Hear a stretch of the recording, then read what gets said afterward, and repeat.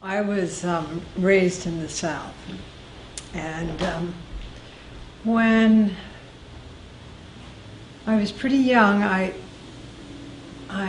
heard this word soul applied to some different aspects of experience.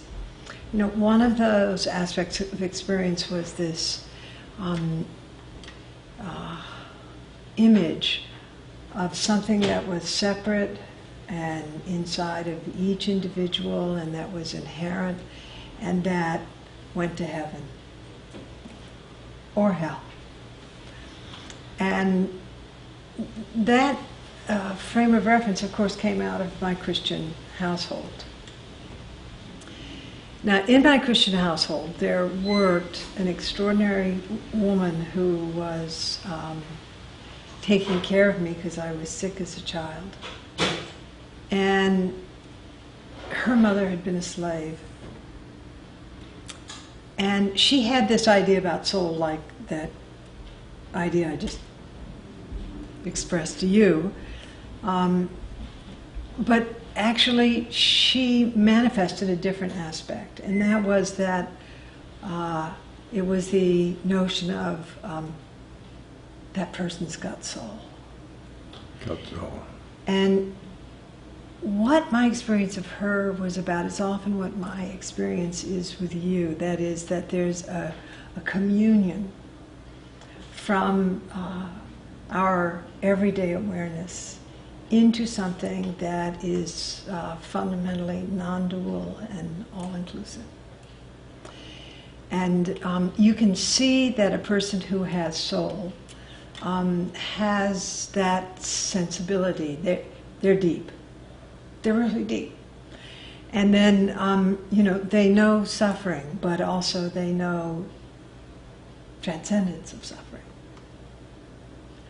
So that was the sort of second level of conditioning that I had about this. When we use the word soul, really it was like a principle of communication with something that is not only the small self, but is the all-inclusive self. Yeah. It's the non-local self, or the intersubjective, or it's the selfless self. It's the big self, the capital S self. Yep. I think of the soul as something that moves from incarnation to incarnation, and therefore we as souls are in this incarnation. We are another plane, which is you were saying, but we are another plane than what the incarnation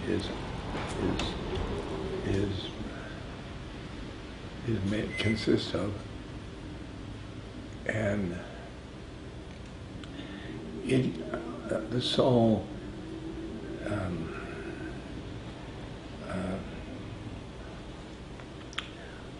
watches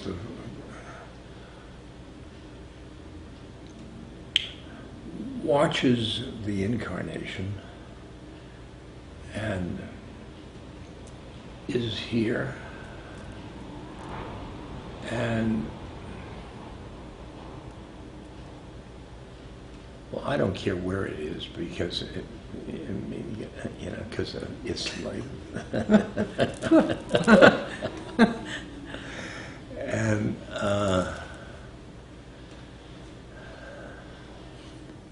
and it's love.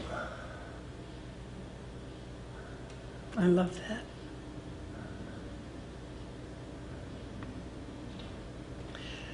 So when you were talking, what came up for me is, a couple of questions or sort of edges that I want to touch into.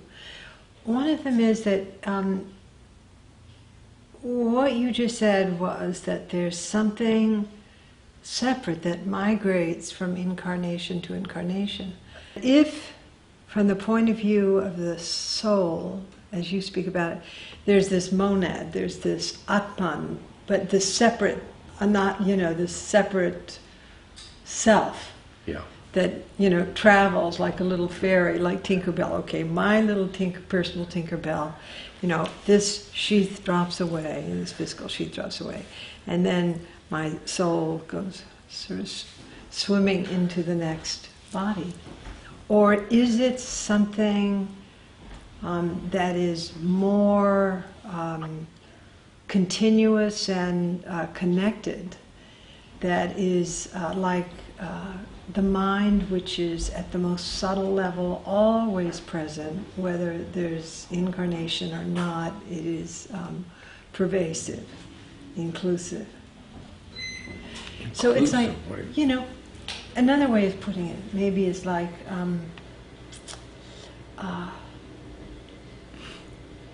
the way you're describing it is like a wave. I'm sitting here looking out. The corner of my eye sees the wave crashing on the beach. It's a particularity. But actually, it's part of the great ocean. It's the water as well. So there's the particularity on one side, and then there's the other medium, which is fundamentally the ultimate medium. You would call it love or God. I kind of live with, I don't know. I really don't know. It's my experience of love is that it's boundless. Yes. And it's it itself is uncharacterizable. It is in the experience of intersubjectivity, where it's like you and the rug. I love you. I love the vitamins. I love the ceiling fan. I love the rug. And then Mickey sends you the rug. It's a non-preferential. No, down here is no preference. Deeply Preference inclusive. appear. Yeah.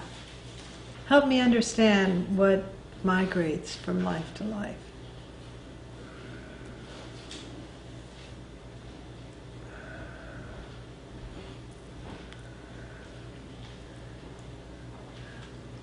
It's karma from life to life.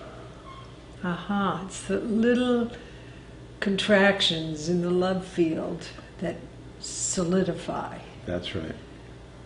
And Because otherwise you don't, those contractions give this next incarnation character. and give us a chance to love, serve, and remember. Give us a chance. I'm sorry, to love, to serve, and to remember. That's a strange. I'm sorry. So why is it important to even talk about this?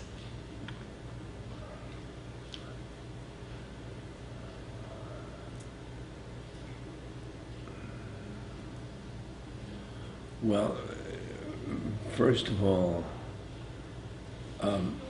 we are existing in two planes of consciousness.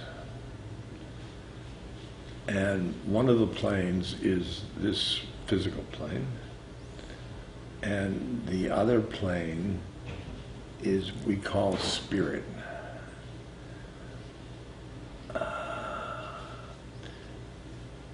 If you want to, on that, the spiritual plane, we have an identity. That's why we need that identity moves from incarnation to incarnation. What are the characteristics of the general characteristics, not the specific for a particular individual, of identity. I mean, what makes identity identity?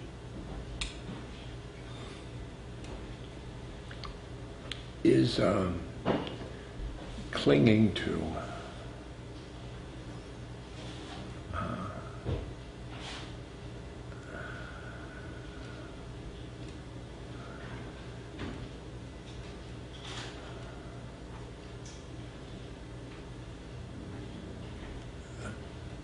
from which awareness comes.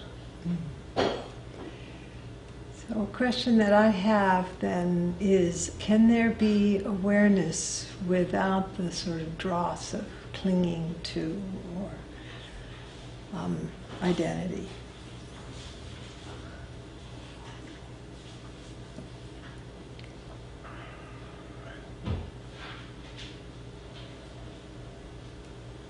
Yes. Yes. And what is that? That is Buddha mind. Okay. So you know what I thought you were going to say? I thought you were going to say that's love. You don't make love, you don't give love. All you do is be love. Mm-hmm. And that being love Mm-hmm. is what we're talking about, is the Atman on with and the Buddha mind. Mm-hmm. So, what does being love look like?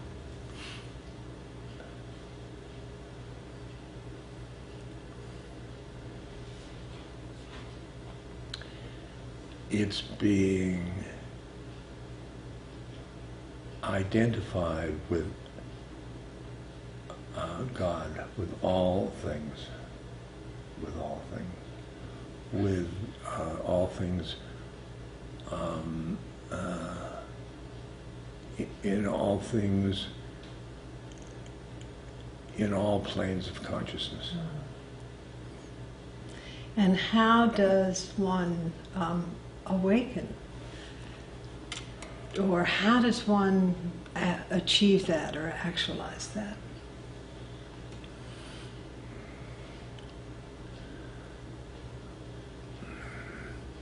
By getting rid of attachments, one plane with the other.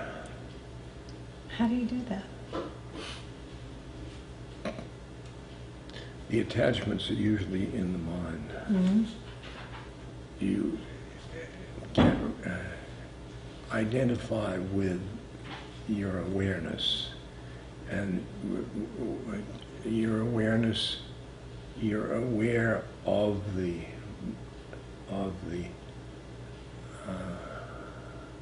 thoughts. They're things. They're Mm-hmm. So how do you develop the capacity to be unfiltered awareness? How do you do that? You settle in to your being. You forget you're not doing anything. Mm.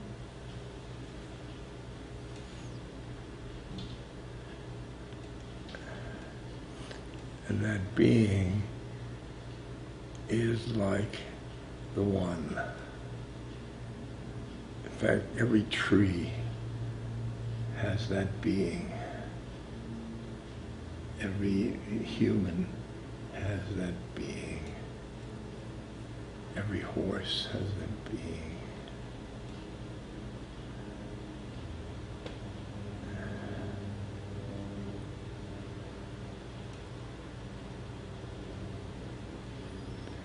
And therefore, when you settle into that being, you become the horse and the tree and the human.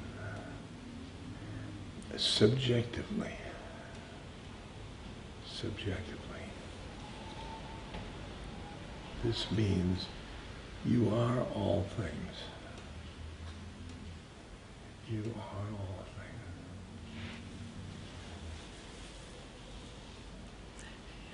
things. In the first case of the Denkaroku, which is the transmission of light, that was written by Zen Master Keizan, who's known as the mother of the Soto sect.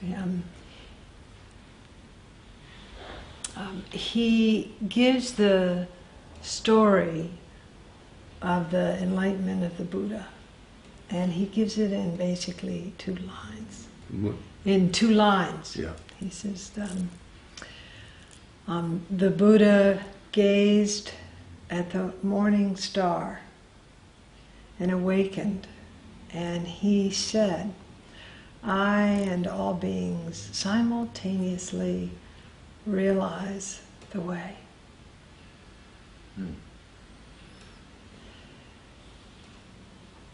So, I've sat with those 2 lines for a long time, and one of the features we find in the 2 lines is the morning star, which is this celestial body that moves on the horizon in a kind of sine wave, in the 2 light time, at dawn and at dusk, through time. And it's such a powerful example of seeing visibly the truth of impermanence, the truth of impermanence. Seeing the absolute groundlessness of everything. Everything is characterized by change. Yeah. And it's just, it's a wonder to awaken to that truth. And then the Buddha says, upon awakening, I and all beings simultaneously realize the way. I and all beings simultaneously are awake. Are awake. Are awake. We're all awake. And for me, that is the same as what you say when you speak about love. That there's no self, no other. That there's this kind of game of hide and seek that we and others play, which is that we're looking for love or truth or awakening or Buddha nature or soul or Maharaji or something, but that actually this is Here it is. Yeah.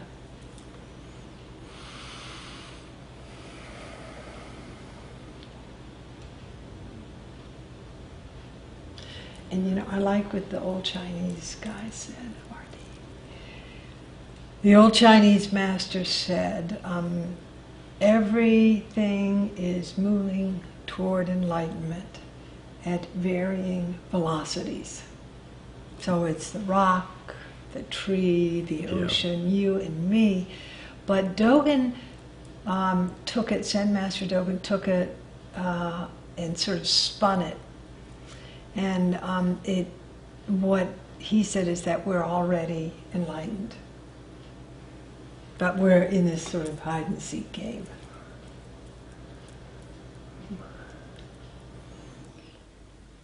Our enlightenment is, mostly hidden from, or our enlightenment is hidden from most of Hidden us. from most of us.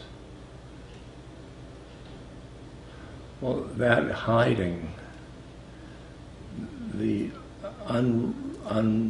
uncloaking of that is what we mean by enlightenment. Mm-hmm. We could say that you can't, the nature of water is water. And there can be salty water, or there can be black water, or there can be red water, but the nature of water is water, and the other things are, some kind of conditionality. But, the salt dissolves into the ocean, but actually you can separate out the... Water from Right. the salt. Yeah.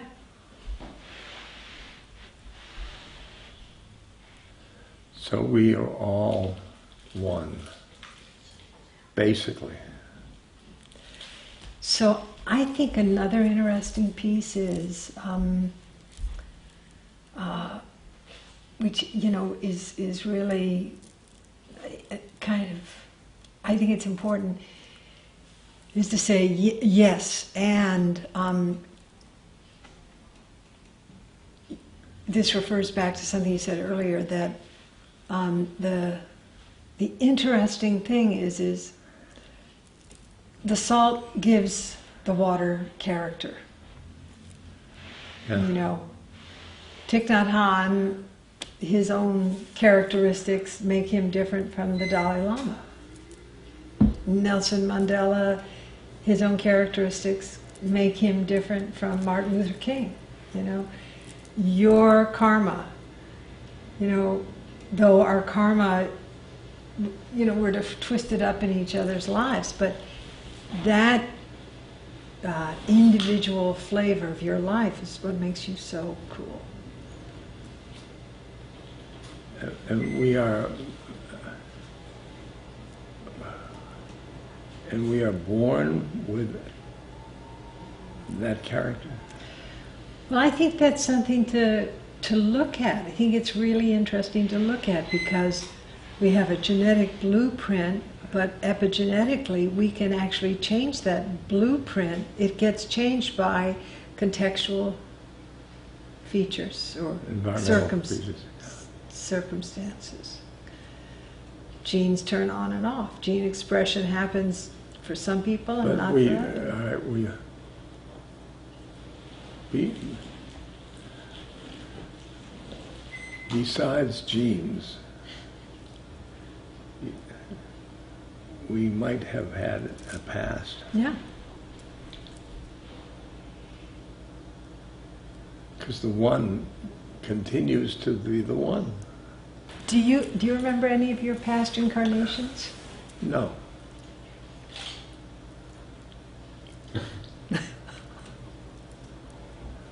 Not one? No.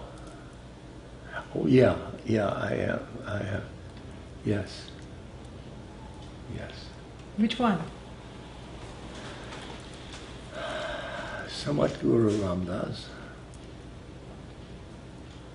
And he was a jungle sadhu. And that is something I remember. I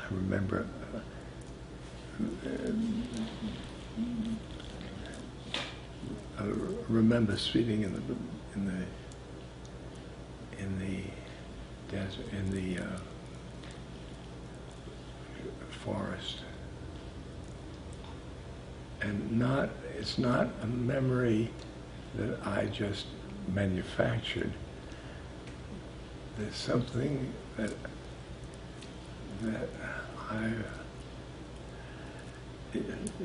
it registers in my heart. Mm. And Maharaji called me Samat Guru Ramdas. And that was a man that lived 1900s and lived in the jungle. But Maharaji had a very strong sense of reincarnation. The fact that he loved me unconditionally, that is, in my mind, he was loving. Mm. He's loving all of us. Right. And then we find I am being loved unconditionally. he's not loving unconditionally. It's not saying, that Richard Alpert, that is, I'm going to love him unconditionally. Because there's no active thing in love. And love is, when you fall in love with somebody, you and the other person fall into the ocean of love. Mm.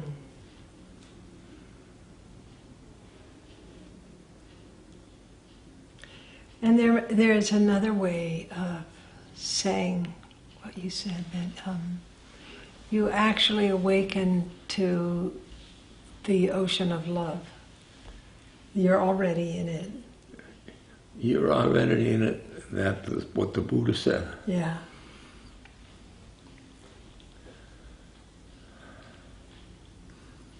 You just didn't know you were swimming in the ocean of love.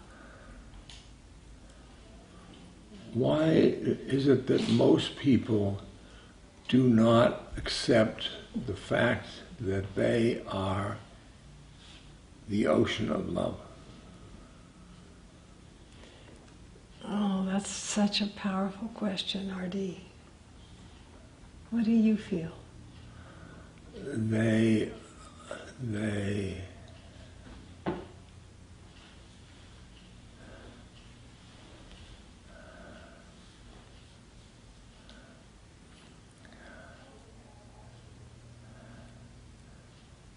are entranced by this plane, maybe.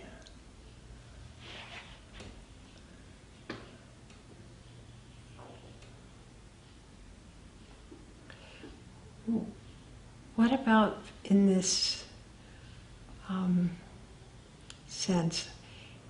Does this have anything to do with fear?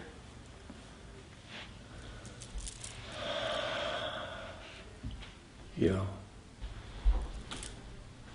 Fear of losing one's ego.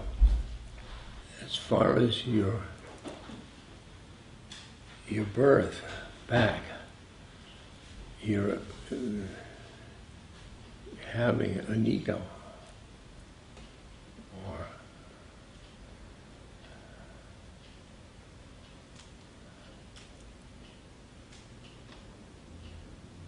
yeah. So how come human beings are endowed with something that's proved to be such a problem? I mean, you'd think that God or the Great Spirit or, Buddha or, Krishna or, somebody would have worked it out better that we weren't such turkeys.